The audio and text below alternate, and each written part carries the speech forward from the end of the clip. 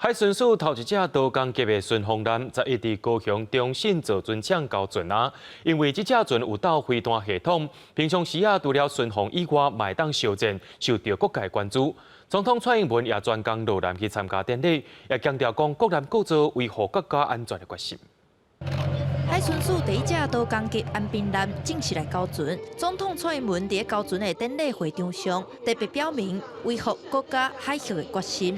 离岛地区严重的越界抽沙的问题，我们的态度很明确，海巡署将持续派驻大型的船舰，该取缔就取缔。随着新舰艇的加入，一定更加的展现我们海巡执法的魄力。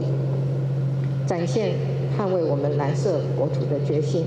照海军多工级原型舰设计600吨安平舰，同款是双船体，有高压水炮，上大的射程是120公尺，主要执行海上逃生救难、赶走越界中国船等等任务，嘛有定海火箭弹、武器系统等等，而且会当作战，不止航行速度紧，还有向2向3飞弹系统，未来会加入南部海峡巡防。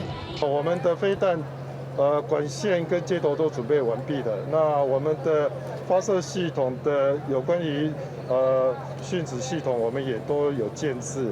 那未来平弹转换的话，我们依照国防法相关的规定就由我们海军来指挥。中信造船公司今日新交第一只安平舰，第二只新光舰嘛同时号名落水。按算到2026年，会有12只海巡舰交船。蔡总统随后嘛就船巡视安平舰，向大家来握手，宣示国难国做继续行。